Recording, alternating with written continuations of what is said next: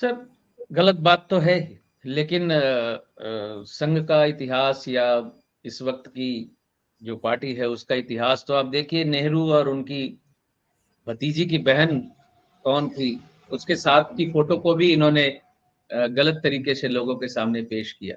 नेहरू पे तो ये अटैक इस तरह का करते ही रहते हैं, नेहरू को तो अय्याश बोलते ही रहते हैं, क्योंकि ये नई बात नहीं है। अब इन्होंने इसको नए तरह से झाड़ पोंछ के एक नया आदमी चुन लिया बोलने के लिए।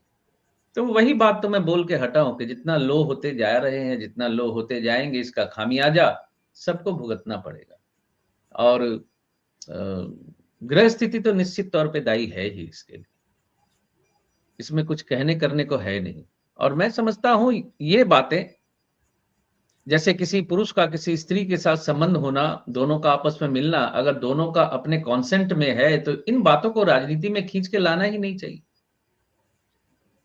किसी भी तरफ से उसको खींच के नहीं लाना चाहिए। आपसी कॉन्सेंट में कौन किससे मिलता है, इससे क्या फर्क पड़ता है किसी का।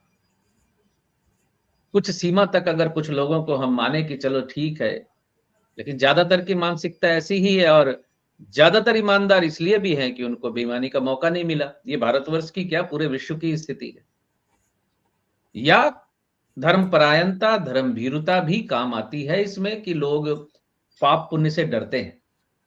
लेकिन पाप पुण्य से भी डरना छोड़ दिया लोगों ने, मैं देख रहा हूं। कुछ नहीं फर्क पड़ रहा। मुझसे कई लोग प्रश्न पूछते हैं कि कर्मों का फल कहां दिख रहा है, कर्मों का फल तो नजर नहीं आ रहा। मैं कहा, देखो, कभी कभी समय लगता है, कभी कभी जल्दी हो जाता है,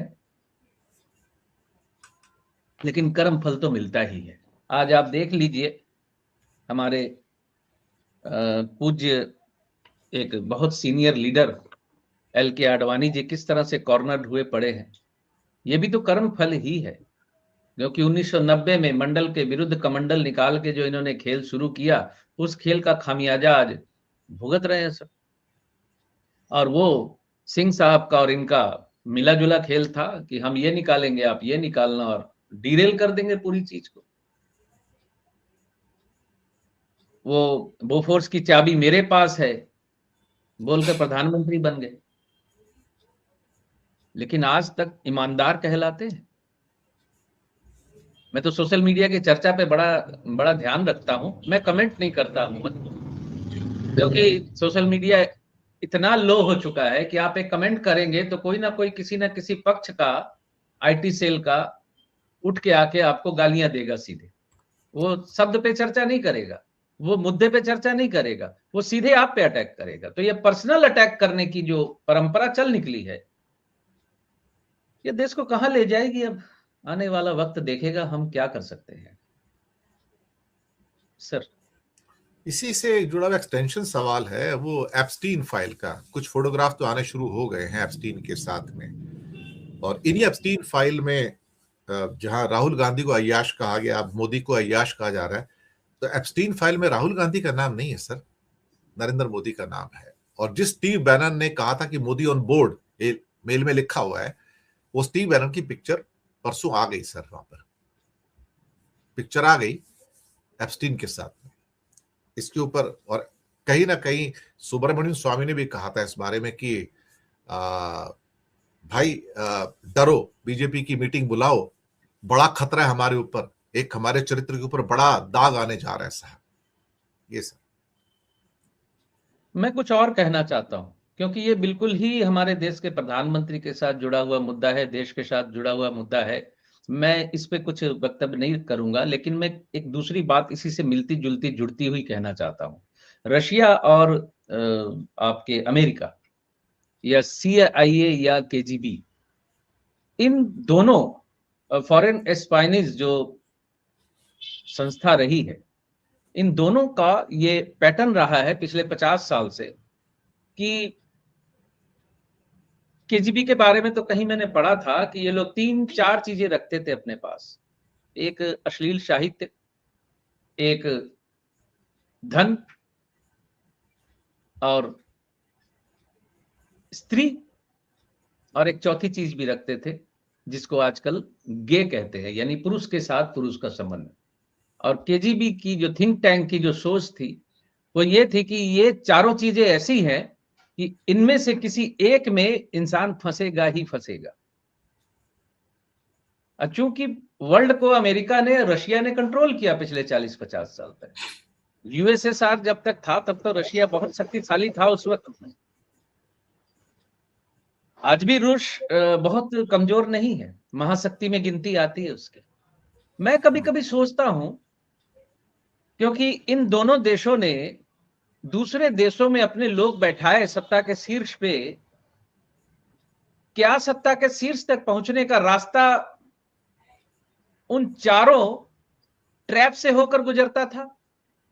या मैं तीसरे और चौथे ट्रैप की अगर बात कहूं कि या तो आपको स्त्री संसर्ग से होके जाना है, उसकी सीढ़ी हम बनाएंगे और तुम हमारे कंट्रोल में रहोगे और हम तुम्हें कुर्सी देंगे। ये चीज होती रही है। ये सारा एक, कह सकते हैं, कंट्रोल्ड डिप्लोमेसी तो नहीं कहूंगा, लेकिन एक कूटनीति का अंग रहा है ये खेल। लोग फंसते हैं सर, विरले लोग हैं जो इन चीजों से बच निकले, ना फंसे। लोग फंसते हैं। आप आजकल की वेब सीरीज में भी किस तरह, कितने शानदार तरीके से दिखाया जाता है। देखिए, कोई फॉरेन डिप्लोमेट है, किस तरह से उसको एक स्त्री के साथ प्लेस्ड कर दिया जाता है। वो सामयिक कमजोरी में फंसता है और उसके बाद देश के राज इधर उधर करने लगता है अपनी इज्जत बचाने के लिए। तो it's a part of the conspiracy, world conspiracy. आदमी को खुद को सावधान रहना चाहिए, आदमी को खुद के बारे में सोचना चाहिए कि हमने नहीं फंसना है। और भारतवर्ष तो एक काफी उच्च चरित्र के मापदंड और ऋषि मुनियों का देश कहलाता है। ये अलग बात है कि आज ऐसे ऐसे गुरु आ गए हैं और उन गुरुओं पे विश्वास करने वाले लोग भी आ गए हैं कि महाभारत की लड़ाई होने के बाद अस्त्र ऑस्ट्रेलिया में रख दिए थे, इसलिए उसका नाम अस्त्रालय था ऑस्ट्रेलिया में, तो उसका नाम ऑस्ट्रेलिया हो गया।